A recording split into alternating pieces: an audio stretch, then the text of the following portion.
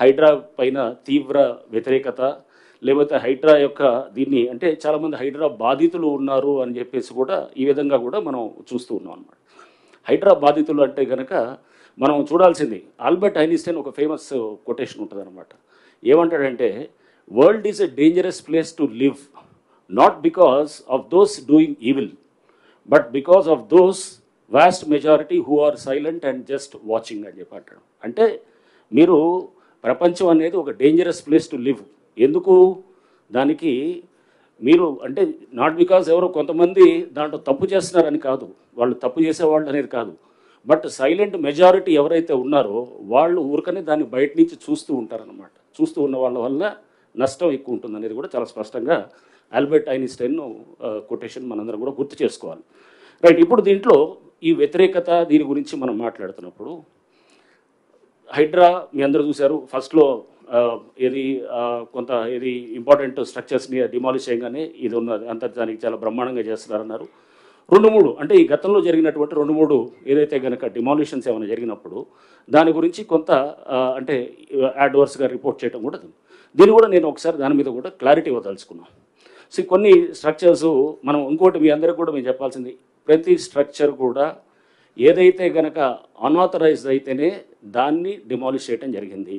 ఎక్కడ కూడా GHMC permission, HMDA permission list కూడా ఇస్తారు మీ అందరికి కూడా. తర్వాత మొత్తం దాదాపు 27-28 స్ట్రక్చర్స్ని ప్లేసెస్లో డిమాలిష్ చేసినప్పుడు ఎక్కడైతే కనుక ఆ పర్మిషన్ సపోజ్ ఒకటి పంచాయత్ సెక్రటరీ ఇస్తాడు, ప్రస్తుతం మున్సిపాలిటీ పాత డేట్ తోటి ఇచ్చాడు. డిండిగల్ కేసులో, డిండిగల్లో మేము చేసినటువంటి అక్కడ చెరువులు, అక్కడ పాత డేట్ తోటి ఇస్తే పంచాయత్ సెక్రటరీ వాజ్ సస్పెండెడ్, అతను అరెస్ట్ అయ్యాడు. తర్వాత దాని మీద ఆ డెవలపర్ ఎవరైతే బిల్డర్ ఉన్నారో ఆ బిల్డర్ మీద కూడా కేసు పెట్టడం జరిగింది. కేసు పెట్టిన తర్వాత అది పర్మిషన్ ఈజ్ నో పర్మిషన్ అయినా కానీ కూడా డిమాలిషన్కి ముందు అది ఏది రిజిస్ట్రేషన్స్ జరిగి ఆ బిల్డరు అమ్మటం జరిగింది అనమాట. సో ఇంకోటి మీకు అమీన్పూర్లో చూస్తాం. అమీన్పూర్లో మన ఈ మధ్య డిమాలిష్ చేసాం. డిమాలిష్ చేసినప్పుడు అమీన్పూర్లో పెద్ద ఎత్తున కూడా గవర్నమెంట్ ల్యాండ్ అన్యాక్రాంతం అవుతుంది, వేలాది ఎకరాలు అనమాట. ప్రతి వాళ్ళు వేరే సర్వే నెంబర్ తీసుకొని వచ్చేసి ఈ సర్వే నెంబర్ వీళ్ళు ఉన్న సర్వే నెంబర్ ఏమో వేరుంటుంది, వేరే నెంబర్ ఏమో అదేదో ప్రైవేట్ ల్యాండ్ చూపిస్తారు, కట్టేదేమో ప్రభుత్వ ల్యాండు. వేలాది ఎకరాలు అక్కడ మొత్తం అన్యాక్రాంతం ఆక్రమించుకోవడం జరుగుతుంది. అక్కడ స్థానికంగా పలుకుబడి ఉన్నవాళ్ళు అది అన్ని విధాలుగా కూడా దాన్ని సిస్టమ్స్ని మేనేజ్ చేసుకుంటూ చేస్తున్న దాంట్లో వాటిల్ని కూడా మేము మన డిమాలిష్ చేసాము. సో ఉదాహరణకి ఒక హాస్పిటల్, మన డిమాలిష్ చేసినటువంటి హాస్పిటల్ మీరు చూస్తే కనుక పోయిన సంవత్సరం అది ఆల్రెడీ ఒకసారి డిమాలిష్ అయిన తర్వాత ఫస్ట్ ఫ్లోర్ దాకా కడితే మళ్ళా కట్టడం మొదలెడితే స్లాబ్స్ అయినా ఆపకుండా మళ్ళీ మూడోసారి కూడా వాళ్ళు చేసినప్పుడు దానికి ఇది పవర్ కనెక్షను, అది కరెంట్ కనెక్షన్ డిస్కనెక్ట్ చేయమని చెప్పి కూడా రాసిన తర్వాత వాళ్ళు కోర్టుకు వెళ్ళి మళ్ళీ తీసుకొని వచ్చేసి మొన్న డిమాలిష్ చేసామన్నమాట. దాంట్లో ఎటువంటి హాస్పిటల్ ఏమీ లేదు. ముందు రోజు మేము వెళ్ళి చేసినప్పుడు అక్కడ హాస్పిటల్ లేదు, ఏం లేదు. అవన్నీ కూడా వీడియో రికార్డు కూడా చేయటం జరిగింది. అక్కడ బయటికి అది దాన్ని ఒక హాస్పిటల్లో దాంట్లో పేషెంట్స్ ఉన్నారనే విధంగా దాన్ని బయటికి ప్రొజెక్ట్ చేస్తూ దాని వెనకాల మీ అందరూ కూడా మీరు చూడాల్సింది ఏంటంటే ఇవన్నీ చేసేది మామూలు వాడు చేయడు, సామాన్య మధ్యతరగతి వాడు, ఒక పేదవాడు ఎవడు కూడా ఇట్లాంటివి చేయడు. ఇది చేసేది అక్కడ వెనకాల ఉండేవాడు బలవంతుడే అక్కడ చేయగలుగుతాడు అనమాట.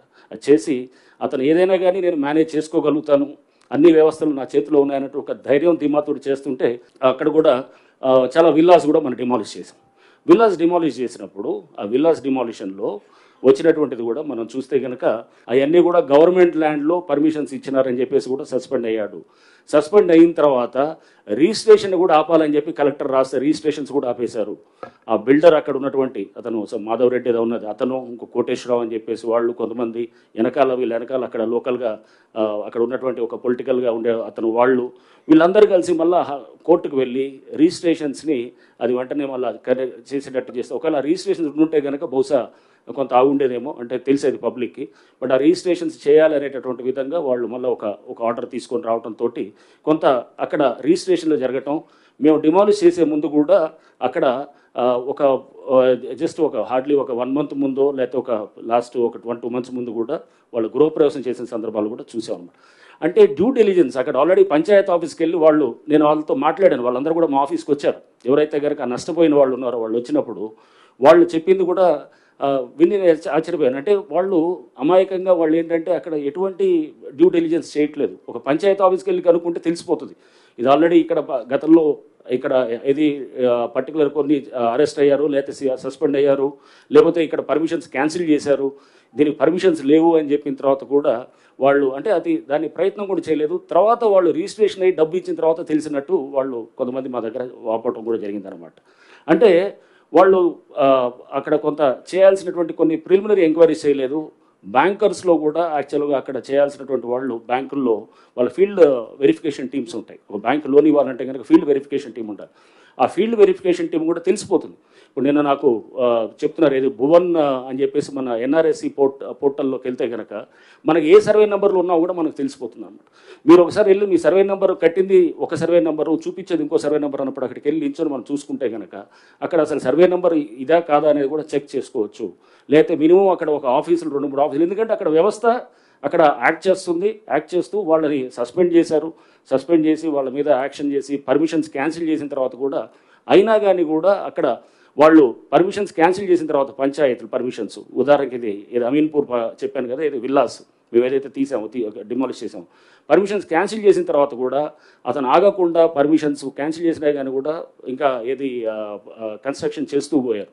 కన్స్ట్రక్ట్ చేసిన తర్వాత చేస్తూ పోయినా కూడా అతన్ని అంటే ఎటువంటి భయము కానీ ఎటువంటి అంటే ఒక చట్టం ఉన్నది, ఒక వ్యవస్థ ఉన్నది, కట్టడి చేయడానికి ప్రయత్నం చేస్తున్న దానికి ఎవరికి కూడా ఇది లేనప్పుడు అప్పుడు మనం అంటే ఇట్లాంటి వేలాది ఎకరాలు అది గతంలో అయి ఉండొచ్చు, లేకపోతే ఇంతకుముందు ఎప్పుడో జరిగి ఉండొచ్చు, బట్ కాపాడనే ఒక ప్రయత్నం ఇప్పుడన్నా మనం చేయకపోతే కనుక హైడ్రా అనేది సంస్థ తీసుకురావడానికి ప్రభుత్వం ముఖ్యమంత్రి గారు ఇవన్నీ దృష్టిలో పెట్టుకుని దీన్ని తీసుకొచ్చిందనమాట.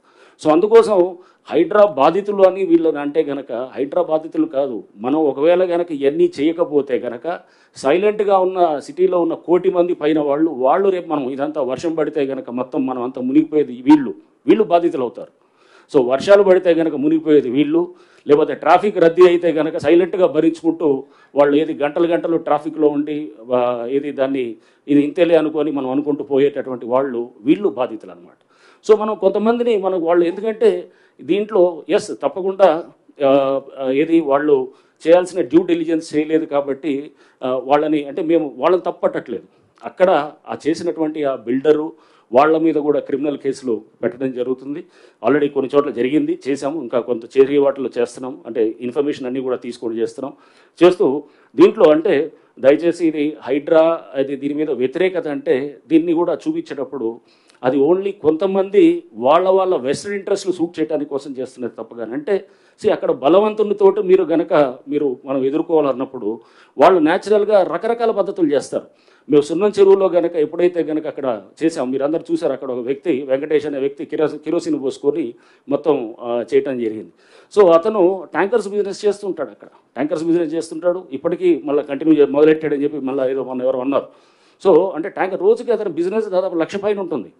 సో అతను దీన్ని మేము ఎగ్జాంపుల్ చెప్తుంది ఏంటంటే ఎన్కన్వెన్షన్ డిమాలిష్ చేసినప్పుడు ఆ పక్కనటువంటి చాలా గుడిసెలు లేకపోతే చిన్న చిన్న పాకలు ఇవన్నీ ఉన్నాయి, దాన్ని ఎక్కడ టచ్ చేయలేదు. బట్ ఇక్కడ ఎందుకు టచ్ చేయాల్సి వచ్చింది? ఇక్కడ ఈ వెంకటేష్ అనేవాడు ట్యాంకర్స్ బిజినెస్ చేస్తూ మీరు అక్కడ ఇప్పుడైనా గూగుల్లోకి వెళ్ళి మీరు ఇమేజెస్ చూస్తే కనుక దాదాపు ఒక 20-30 ట్యాంకర్స్ అక్కడ లైన్ అయి ఉంటాయి అన్నమాట. మొత్తం మీరు గూగుల్లో కూడా చూడొచ్చు. సో అంటే ఇది ఎవడు ఇష్టారాజ్యంగా చేసుకుంటూ పోతే కనుక దీన్ని కట్టడి చేయటం ఉండదా? సో దీనికి అతన్ని చెక్ చేయడం కోసమే అక్కడ మనం వెంటనే అతని మెయిన్గా అతని బేస్ తోటి ప్లస్ వేరే అన్ఆథరైజ్ స్ట్రక్చర్స్ దాంట్లో అన్ఆథరైజ్డ్ ఉన్నాయి, వాళ్ళకి పర్మిషన్ ఇచ్చారు, ఆ పర్మిషన్స్ కూడా క్యాన్సిల్ అయినాయి. వాళ్ళు కోర్టుకు వెళ్ళారు కానీ కోర్టులో ఎటువంటి రిలీఫ్ రాలేదు. సో అవన్నీ కూడా మేము పొందుపరచడం జరిగింది. సో అంటే ఎక్కడ కూడా ఆథరైజ్గా పర్మిషన్ వ్యాలిడ్గా ఉండి చేశామనేటటువంటిది జిహెచ్ఎంసీ పర్మిషన్స్ని పట్టించుకోవట్లేదు, హెచ్ఎండిఏ పర్మిషన్ ఇదంతా కానే కాదు. పర్మిషన్ వ్యాలిడ్ ఉంటే కనుక వాటికి దాని వైపు మేము దాన్ని డిమాలిష్ చేయటం లేదు.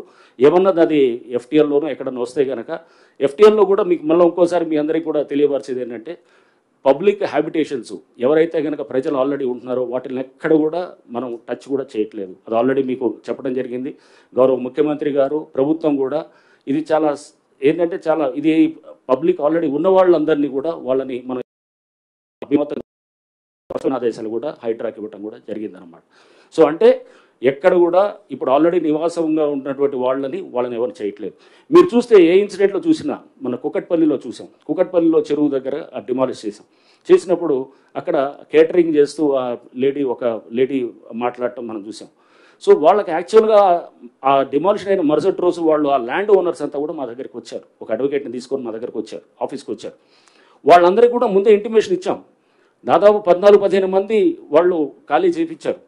తీసిన 16 స్ట్రక్చర్స్లో ఓన్లీ ఒకళ్ళిద్దరు, నేను అడిగాను వీళ్ళ స్ట్రక్చర్లోనే ఎవరైతే కనుక వీళ్ళ ల్యాండ్లోనే పట్టా ల్యాండ్ అంటే ఆ చెరువు FTLలోనే పట్టా ల్యాండ్, అతను అడిగారు మీరు ఎందుకు ఇవ్వలేదు, ఎందుకు చెప్పలేదంటే అది మేము జరుగుతుంది అనుకోలేదు సార్, మీరు వచ్చి డిమాలిష్ చేస్తారని అనుకోలేదు. అంటే ఆల్రెడీ ముందస్తు సమాచారం ఇచ్చాం. ఇచ్చిన తర్వాత కూడా కొంతమంది చాలామంది సీరియస్గా తీసుకొని తీసేశారు. కొంతమంది సీరియస్గా తీసుకోకుండా దాన్ని ఇది లైట్గా తీసుకొని వాళ్ళు కమ్యూనికేషన్ గ్యాప్ కిందకి సమాచారం చేకరవేయటంతో అప్పటికైనా కానీ కూడా వాళ్ళకి లాస్ట్ టైం ఇచ్చి మొత్తం ఖాళీ చేపించి వాళ్ళ ఇల్లు అక్కడ దాంట్లో లేదు. వాళ్ళ ఇల్లు అక్కడ చాలా ఇల్లు కూడా ఉన్నాయి. మీరు కుకట్పల్లి చెరువు దగ్గర మీరు చూస్తే FTAలో చాలా ఇల్లులు ఉన్నాయి, దేన్ని టచ్ చేయలేదు.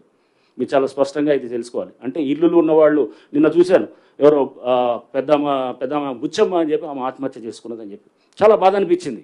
ఎందుకంటే అరే ఒక పెద్దవిడ ఇట్లా ఆమె ఇది ఆత్మహత్య చేసుకోవటం అనేది ఇటువంటిది మనం దీనికోసం కాదు, హైడ్రా అనేది ఉద్దేశాల కోసం పెట్టింది కాదు. ప్రభుత్వం ఈ ఉద్దేశంతో ఇది ఈ లక్ష్యాలతోటి ఈ ఇన్స్టిట్యూషన్ ఫ్లోట్ చేసింది కాదు. ఈ బుచ్చమ్మ అనే ఈమె చేసుకోవడానికి కారణం అక్కడ ముగ్గురు ఎవరు ఆడపిల్లలు ఉన్నారు, ఇద్దరికేమో G+1 హౌసెస్ ఇచ్చారు, ఇంకొకరికి చిన్న ఒక ఖాళీ ప్లాట్ ఇచ్చారు. ఇచ్చిన తర్వాత ఇవన్నీ కూడా బఫర్ జోన్లో వస్తాయి, వాటి జోలికి మేము వెళ్ళట్లేదు. కానీ ఎవరో అక్కడ ఏమంటారు మాట్లాడేవాళ్ళు ఆ భయాన్ని చూపిస్తూ ఆందోళన చూపిస్తూ హైడ్రా అనేది ఒక బూచిగా చూపించడం అనేది కూడా ఇదైంది. హైడ్రా అనేది ఒక బూచియో లేకపోతే ఒక ఇది ఇందాక చెప్తున్నట్టు ఒక గ్రేహౌన్స్ దాకా వెళ్ళి చేసేది కాదు. హైడ్రా అంటే ఒక భరోసా అనేది గుర్తుపెట్టుకోవాలి. ఈ వ్యవస్థల్ని ఇదంతా ఇది నుంచి వర్షాల నుంచి కాపాడటానికి ప్రయత్నం చేస్తున్నటువంటి ఒక ఇన్స్టిట్యూషన్గా తీసుకోవాలి. అంతేగాని దీన్ని బూచిగా ఒక రాక్షసిగా చూపిస్తే కనుక రేపు ముందు తరాలకి మన చెరువుల్ని కాపాడుకోలేము, మన పబ్లిక్ ల్యాండ్స్ కాపాడుకోలేము. ఎందుకంటే ఇట్లాంటి ప్రయత్నం దేశంలో ఎవరు చేయలేదు. కేవలం ప్రభుత్వం చేసినప్పుడు ఈ ప్రభుత్వం యొక్క ఒక మంచి సంకల్పంతో ఇది చేసినప్పుడు ముఖ్యమంత్రి గారు చాలా స్పష్టంగా చెప్పారు, దీన్ని మనం చాలా జాగ్రత్తగా నోటీసులు ఇవ్వాల్సిన అవసరం లేదు. వాటర్ బాడీస్లో కనుక స్ట్రక్చర్స్ ఉంటే కనుక నోటీసులు ఇవ్వాల్సిన అవసరం లేదు.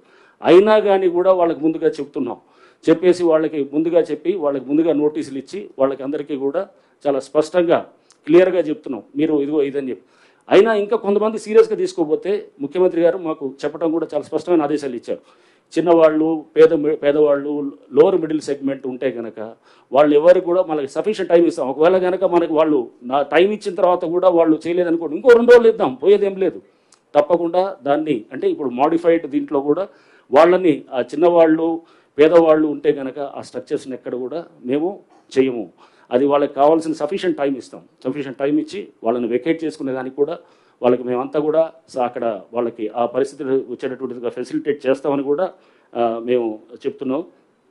దయచేసి ఏంటంటే హైడ్రాని ఒక భయం కింద ఒక బూచి కింద చూపించడం మానేయాలి. ఫస్ట్ దీనికి చాలా హైప్ ఇచ్చేసి రేపు హైడ్రా వస్తుంది కూల్ చేస్తున్నారు అది చేస్తున్నారు అనేది కాదు. హైడ్రా అనేది ఒక బాధ్యత, ఒక భరోసా అనేది మళ్ళీ ఒకసారి మీ అందరూ కూడా నేను చెప్పదలుచుకున్నాను. రంగనాథ్ గారు ఎలాగుందంటే నక్కపుట్టు 4 ఆదివారాలు రోజట నేను చూసిన ప్రపంచం కూడా చూడలేదు. ఇంకా హైడ్రాకి చట్టబద్ధత రాలేదు, మీరు 4 రోజులు బట్టి పొక్కలను పెట్టుకుని ఎరగొట్టడం స్టార్ట్ చేశారు. అసలు మీరు ఇంత మునుపు దాకా పోలీస్ వ్యవస్థలో ఒక సీనియర్ ఆఫీసర్గా పనిచేస్తున్న దగ్గర సరే ఇది FTL జోన్లో ఉందో లేదా నేను వెళ్ళి అడుగుతానా?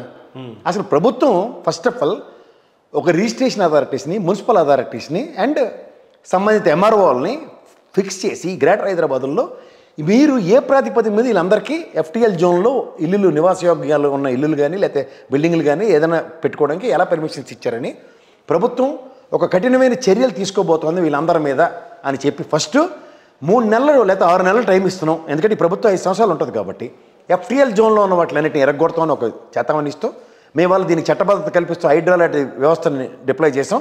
ఫస్ట్ ఈ HYDRAA disciplinary actions on MROs and registrars and as well as municipal authorities మీద మేము చర్యలు తీసుకుంటూ FTL జోన్లో ఆక్రమణలకు కారణం వీళ్ళ పర్మిషన్ల వల్ల అవన్నీ జరిగాయి.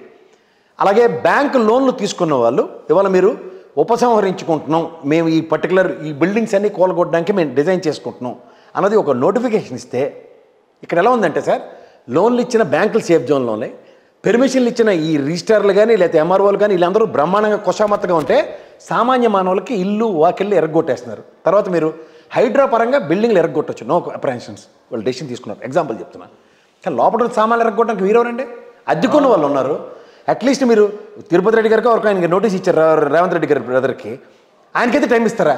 సామాన్య ప్రజలకు టైం ఇవ్వరా? వాళ్ళు ఖాళీ చేసి పోవడానికి నేను ఆవిడ ఏడుస్తుంది, నన్ను చంపిండ్రా బాబా ఎందుకు ఈ బాధ అని. ఇది ఎక్కడ విడ్డూరం అండి? ఇది ఎక్కడ విడ్డూరం నాకు అర్థం కాదు. నిజంగా చెప్పాలంటే ఒక ప్రభుత్వ కార్యక్రమాలని మనం ఆక్షేపించి మాట్లాడడానికి మనకు హక్కు లేదు, నిజమే అది చేయొచ్చు.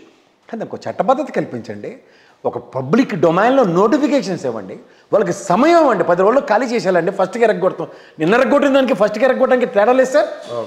వాడు ఖాళీ చేసుకుని పోతారు కదా, సామాన్లను పట్టుకొని వాడు ఇంట్లో ఉన్న నివాసయోగ్యమైన సామాన్లు ఎరగొట్టడానికి ఒక్కోడు ఇచ్చాడు.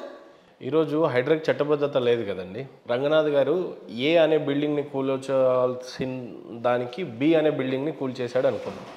తప్పు జరిగిపోతే రేపటి రోజు ఆ బి అనే బిల్డింగ్కి నష్టపరిహారం ఎవరు కట్టాలి? ఇప్పుడు అదే జరిగింది కదా. ఇప్పుడు అయ్యప్ప సొసైటీ ఇప్పుడు ఈ రోజు ఇన్ని కూల్చారు, రేపటి రోజు కోర్టు అనేది చట్టభద్రత లేని ఈ హైడ్రాని శిక్షిస్తున్నామో లేకపోతే తప్పనో ఏదో ఆడియన్స్ జారీ చేసింది అని అనుకుందాం. అప్పుడు ఈ నష్టపరిహారాన్ని భరించేది ఎవరు? దీనికి ఒక ప్రొసీజర్ ఎలా ఉండాలంటే సార్, ఫస్ట్ గౌరవ న్యాయస్థానాలకి సార్ ఎఫ్టీఎల్ జోన్లో మేము కన్స్ట్రక్షన్స్ని అబాలిష్ చేస్తూ జీవో ఇచ్చాం సార్. దీని మీద ఎవరెవరైతే మీకు వచ్చి కోర్టుకు వచ్చి స్టే ఆర్డర్లు తీసుకుంటారో, ఇప్పుడు ఉదాహరణకు నాగార్జున 10 ఏళ్ళు బట్టి స్టేలో ఉన్నాడు అతను, ఇలాంటి స్టేల ఆర్డర్లు మీరు దయించి ఇవ్వకండి సార్. ఇది ప్రభుత్వం తీసుకున్న నిర్ణయం. ఎందుకంటే ఉపద్రవాలు వచ్చినప్పుడు ఎలా మనం మునిగి వెళ్తున్నాం మన అందరికీ తెలుసు కదా. ఇది ఫస్ట్ గౌరవ న్యాయస్థానానికి ఇచ్చి ప్రభుత్వం ఒక స్టే ఆర్డర్ తెచ్చుకోవాలి. ఎఫ్టీఎల్ జోన్లో ఎవడో వెళ్ళి స్టే ఆర్డర్ తేకుండా ఉండడానికి ఇది ఫస్ట్ పని. రెండోది ప్రభుత్వపరమైన చర్యలు ఈ అధికారుల మీద తీసుకొని వీళ్ళందరినీ బాధ్యత వహించి, వీళ్ళు మీకు ఎవరైనా లంచాలను తెచ్చారో ఖచ్చితంగా బిల్డర్లు చెప్తారు కదా, అరే బాబు ఈ బిల్డింగ్ మాకు ఎఫ్టీఎల్ జోన్లో కట్టడానికి వీడికి ₹1,00,000 ఇచ్చాను, 10 లక్షలు ఇచ్చాను, ₹1,00,00,000 ఇచ్చాను ఎంఆర్ఓ గడికి, ఈ రిజిస్టర్ గడికి అని చెప్పకుండా ఉంటారా? తోలు తీసి ఆ పనికిమాల వాళ్ళ దగ్గర నుంచి డబ్బులు వసూలు చేసి ఇవన్నీ మీకు వెనక్కి ఇప్పిస్తున్నాం, ఇవన్నీ చెప్పి చేస్తే దానికి ఎంత శాంచుటీ ఉంటుంది సార్? కరెక్ట్, ఎంత శాంచుటీ ఉందను ఇవాళ నిజంగా అది మొగడ చేసే పని. అంతేకాని ఏదో వెంజంట పాలిటిక్స్ లాగా హైదరాబాద్లో కాంగ్రెస్ వాళ్ళు ఓట్లు లేదు కాబట్టి బీఆర్ఎస్ సంబంధించిన బిలో పవర్టీ వాళ్ళు ఇక్కడ ఉన్నారు కాబట్టి అవన్నీ కూల్చేద్దాం, మరి లేకపోతే ఇంకేటి ఉంటుంది? మరి లేదా గ్రేటర్ హైదరాబాద్ ఒకటే ఎందుకు గురి చూసి కొడుతున్నారు? ఇప్పుడు రామోజీ ఫిలిం సిటీలో వెళ్ళి 4 చెరువులు ఆక్రమించి కట్టాడు ముసలుడు. ఎందుకు వదిలేస్తున్నారు? దేనికి వదిలేస్తున్నారు? అదే గ్రేటర్ హైదరాబాద్ పరిధిలోకి రాదా? మూసీ నది పరివార ప్రాంతంలో ఒకటి ఉన్నాయి, పర్యావరణకు సంబంధించింది రాడార్ పెట్టారు సార్. 85,000 పైచీలకు చెట్లు కొట్టేశారు. ఎవరు మనల్ని పొందడానికి? ఎవరు మనల్ని పొందడానికి? ఇవన్నీ మాట్లాడితే చాలా బాధాకరంగా ఉంటాయి. అంతేగాని హైడ్రా చేస్తుంది మంచి పనే కదా, ఎక్కడో దేరా చెరువులు పరిరక్షించాలి కదా. చెరువులు పరిరక్షించడానికి అండర్ కన్స్ట్రక్షన్ బిల్డింగ్లో కూడా కనబడుతున్నాయి మిగిలినవి. పర్మిషన్ కూడా ఇచ్చాడు, ఫస్ట్ దానికి కొంత కట్టు ఫస్ట్. ఇప్పుడు మూసీ ప్రక్షాళన సుందరీకరణ అనే పేరు ఎక్కువగా కనిపిస్తూ ఉంది. ఇప్పుడు మీరు కేబీఆర్ పార్క్ ముందుకెళ్ళండి, ఆ ఫుట్పాత్లు కూడా పెచ్చులు తెప్పేసి దాంట్లో మొక్కలు పాతేస్తున్నారు. అది సుందరీకరణ గ్రీన్ సిటీ అంటే. ఏం చెప్పాలి సార్? మూసీ నది ప్రక్షాళన ఇవన్నీ చిన్నప్పటి నుంచి వింటున్నాం సార్. వర్షాలు పడినప్పుడు అడవాడి కార్యక్రమం ఉంటుంది. ఊరికి వెళ్ళి నల్ల బస్సులు వేసుకొని ఈ నల్ల వ్యాన్లు వేసుకొని డిజాస్టర్ మేనేజ్మెంట్ని ఎక్కడ పడితే అక్కడ జంక్షన్లో ఉండేవారు. నిన్న సీఎం మన ఎవరు బట్టి విక్రమార్క ఇంటి పక్కన గోడ పడిపోయింది. ఆ డిజాస్టర్ మేనేజ్మెంట్ ఎక్కడ ఉన్నాడు నాకైతే కనపడలే. 2.5 గంటల పైచీలకు ట్రాఫిక్ జామ్ వేసి వచ్చారు అందరూ. ఇప్పుడు రేపు మూసీన్ అనేది లండన్లో కానీ అమెరికాలో కానీ నదులన్నీ కూడా జీవనదులన్నీ సిటీలో నుంచి పారుతూ ఉంటాయి. అది సుందరీకరణ అనే పేరుతోని మూసీని 1,00,000 కోట్లతో డెవలప్ చేస్తాము అని అంటున్నారు. నిజంగానే ఇప్పుడు మూసీ నదికి అంత సుందరీకరణ అవసరమా? ఇంత పేద బిడ్డల్ని కాదనుకొని చేసేటండి దానివల్ల ఏమైనా లాభాలు ఉన్నాయా? పోనీ సరే మూసీని సుందరీకరణ చేస్తావు బాగుంది, ఈరోజు హైదరాబాద్కి కొత్తగా పర్యటన ఈ మూసీ వల్లే వస్తుంది అని అనుకున్నా కూడా సంతోషమే. కానీ నిజంగానే మూసీ వల్ల రేపు రానున్న జనరేషన్కి మూసీ వల్ల ఉన్న ఉపయోగం ఏంటి అసలు? ఫుండుకు తెలియదట వెనకటికి ఊర్లండు వైపు వెళ్ళమన్నట్టు. అలాగా ఖమ్మం పరిసర ప్రాంతాల్లో విలువల్లాడుతున్న ప్రజలకు పరిరక్షించడానికి రూపాయి డబ్బులు లేవు. రైతు రుణమాఫీ అని చెప్పిన దగ్గర ఇంకా బడ్జెట్ ఎలకేషన్స్ లేవు. ఎంతమందికి తీర్చారు, ఇంకా ఎంతమందికి ఇవ్వాలో లెక్కలు వాళ్ళ దగ్గరే ఉన్నాయి. వీటికి ఏం శ్రద్ధ? మూసీ నదికి పరివాహక ప్రాంతానికి పరిరక్షించడానికి పర్యాటక సంఘాన్ని అభివృద్ధి చేయడానికి 1,00,000 కోట్లు కావాలా? ముందు మన పరిస్థితి ఏదో చూసుకుని 4,000 లోపలికి వెళ్ళే కార్యక్రమం ప్రజలకు చేస్తే తర్వాత ఆటోమేటిక్గా సుందరీకరణలు అవన్నీ ఆటోమేటిక్గా జరుగుతాయి. ఇక రాష్ట్రంలో ప్రధానంగా వినిపిస్తున్నది ఫైనల్గా జమ్లీ ఎలక్షన్స్ని ప్రకటించారు. నిజంగానే పార్లమెంట్లో దీనికి ఆమోదం వస్తుందా?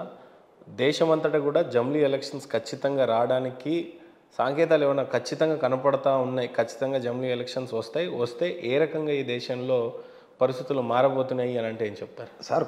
మనకి భారతదేశంలో స్వతంత్రం వచ్చిన నుంచి కొన్నాళ్ళ పాటు మనకి జమ్లీ ఎలక్షన్స్ టైప్లోనే ఉండేవి. తర్వాత ఏంటంటే మనకి రీకాల్ సిస్టమ్ ఒకటి లేదు సార్.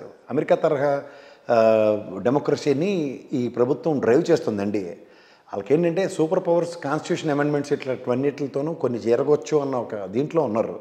సో దానికి తగ్గట్టుగా ఇప్పుడు నథింగ్ బట్ ఫ్లోర్ మేనేజ్మెంట్. ఇప్పుడు రాజ్యసభలో స్ట్రెంత్ లేదు, ఉన్నది పార్లమెంట్లో ఎలాగైనా సరే వాళ్ళకున్న పవర్తో అధికారం వాళ్ళదే కాబట్టి సక్సెస్ అవుతుంది అనుకుందాం. But when it comes to Rajya Sabha చాలా ఖచ్చితమైన ఫ్లోర్ మేనేజ్మెంట్ కావాలి. అందులో అమిత్ షా గారు స్పెషలిస్టు. అయినా సరే ఉత్తరప్రదేశ్ ఎలక్షన్స్తో ముడిపెట్టి చేస్తారు. ఇప్పటికిప్పుడు రాత్రి వేరే 2 to 3 years ఉంటుంది. 3 years తర్వాత విషయమే ఉంటుంది. అంటే జంబ్లీ వచ్చే పరిస్థితి స్పష్టంగా కనిపిస్తుంది. వీళ్ళు ప్లాన్ చేస్తున్నారు, బట్ ప్రాక్టికల్లీ ఫీజిబుల్. ఎందుకంటే రామ్నాథ్ కోవింద్ గారు దీనికన్నా ముందు నుంచి ఎప్పటి నుంచో పనిచేస్తారు. బై ద టైమ్ ఈ step down as a president తర్వాత నుంచి ఈ ఎయిర్ప్లేన్ టాస్క్ మీదే పనిచేస్తున్నారు ఆయన. సో ఆయన అవుట్కమ్ ఈజ్ వెరీ క్లియర్. మనం ఈ ఉన్న మూమెంట్లో వీ కెన్ డూ ఇట్ అన్నట్టుగా చెప్పాడు ఆయన. సో స్పష్టంగా ఆయన దానితో క్యాబినెట్ కూడా మోడీ గారు కన్విన్స్ చేయగలిగారు క్యాబినెట్. ఓకే. సో ఆబ్వియస్గా ఏమవుతుందంటే it's question of moving the bill in the respective houses. Okay. జంబ్లీ ఎలక్షన్స్ అనేది ఒకవేళ వస్తేనే దేశంలో ఎలాంటి మంచి కానీ చెడు కానీ జరగవచ్చు దీనివల్ల? జంబ్లీ మంచిది అంటారా? అంటే ఇప్పుడు మీరు డబుల్ ఇంజన్ సర్కార్ ఇవన్నీ దగ్గర బీజేపీకి ఒక ఎస్టాబ్లిష్మెంట్ పెరగడానికి ఛాన్సెస్ ఉంటాయి. ఏ రకంగా? అంటే వాళ్ళు పవర్ గేమ్ అన్నది టోటల్లీ చాలా డిఫరెంట్గా ఉన్నాయి సార్. నేను కొన్ని ఇందిరాగాంధీ గారి ఎలక్షన్స్ దగ్గర నుంచి నేను చూస్తున్నాను. లాస్ట్ ఎలక్షన్ ఆఫ్ ఇందిరాగాంధీ గారి దగ్గర నుంచి నేను ఫాలో అవుతున్నాను పాలిటిక్స్ని. అక్కడి నుంచి చూసుకొస్తే ఒక డిఫరెంట్, ఇప్పుడు గతంలో చూడండి ఇందిరాగాంధీ గారి వ్యవస్థలన్నీ చేతుల్లోకి తీసుకున్నారు, ఈ ఎమర్జెన్సీలు అటువన్నీ వినిన్ దగ్గర కన్నా ఇక్కడ ప్రాక్టికల్గా ఇంప్లిమెంట్ చేసి చూపిస్తున్నారు. You know how to control people అన్న దగ్గర ఇప్పుడు ఎన్డీఏ ప్రభుత్వంలో ఇప్పుడు నరేంద్ర మోడీ గారి ఆధ్వర్యంలో మాత్రం అది చాలా డిఫరెంట్గా జరుగుతుంది. So if they want something, ఇప్పుడు చూడండి పూర్వం ఒకటి చెప్పేవారు, ఇఫ్ యూ వాంట్ సంథింగ్ అంటే యూ నీడ్ టు అచీవ్ అని. ఆయన అచీవ్ చేసి అది నాకు కావాలంటున్నాడు. అంటే ఖచ్చితంగా నాకు అది కావాలి అన్న కాన్సెప్ట్ డ్రైవ్ అవుతుంది ఇప్పుడు. ఓకే. పవర్ అన్నది ఎట్టి పరిస్థితుల్లో వదులుకోవడానికి అమిత్ షా గారు నరేంద్ర మోడీ గారు రెడీగా లేరు, ఉండరు కూడా. సో ఆ ప్రిపరేషన్ ఏంటంటే పవర్ అన్న దాంట్లో they are driving their car in a different pace and different స్ట్రాటజీస్తో చేస్తున్నారు. ఆ స్ట్రాటజీలు ఎవరికి అర్థం కావట్లేదు ప్రజెంట్. అందులో కాంగ్రెస్ మొన్న ఎలక్షన్లో I was expecting that at least 150 అట్లా కాంకర్ చేసి అపోజిషన్ స్ట్రాంగెస్ట్ అపోజిషన్లో అయితే కోalition గవర్నమెంట్ అనుకున్నా. వాళ్ళు ఎప్పుడైతే 99కి కుచించిపోయారో it's very difficult to revamp overnight. అందులో ఈ టైం బౌండ్ అన్నది చాలా ఇంపార్టెంట్. ఇప్పుడు ఉదాహరణకి రాహుల్ గాంధీ లాంటి మళ్ళీ పాదయాత్ర ఏదో ప్లాన్ చేసాడు అనుకోండి గట్టిగా, ఆ మొమెంటం ఇప్పుడు 150 దాటి రావడానికి ఛాన్సెస్ ఉంటాయి. ఎగ్జాంపుల్ చెప్తున్నా. అది ఎప్పుడైతే నరేంద్ర మోడీ అలాంటి వైబ్రేషన్స్ రీడ్ చేయడంలో సిద్ధహస్తుడు, ఆయన ఇలాంటివి ఎంటర్టైన్ చేయడం, వాళ్ళకి టైం ఇవ్వలేదు అనుకోండి, they cannot build there party first. అలా ఎవరికైనా సరే. సో జంబ్లీ వల్ల ప్రజలకి లాభాలు ఏమైనా ఉన్నాయా? ఏముండవు. కాన్స్టిట్యూషన్ అమెండ్మెంట్స్ అయితే అవుతాయి. Single man rule, 2 party system ఆ టైప్లో వస్తుంది.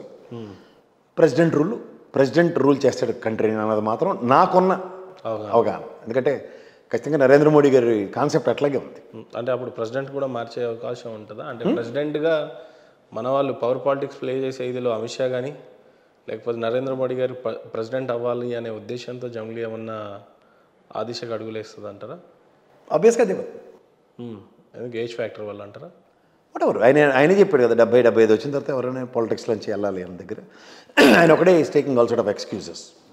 జంబ్లీ వల్ల ప్రాంతీయ పార్టీలకి ఎక్కువగా ఎఫెక్టివ్ అనేది అది ఆల్రెడీ ఎఫెక్ట్ పడే ఉంది కదా. నరేంద్ర మోడీ గారు 10 సంవత్సరాల్లో రీజనల్ పార్టీలకి కొన్ని పార్టీలకి ఖచ్చితంగా డెంట్లు పడుతున్నాయి పటా అని.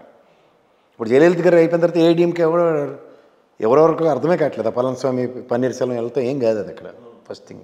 అలాగే మీరు నేను ఎప్పుడు ఎగ్జాంపుల్ చెప్పే వెస్ట్ బెంగాల్ 30 సంవత్సరాలు పరిపాలించిన కమ్యూనిస్ట్ పార్టీలు కాంగ్రెస్ పార్టీలు కనీసం రేసుల్లో లేవు ఇప్పుడు మీరు గమనిస్తే. Once they step in to that.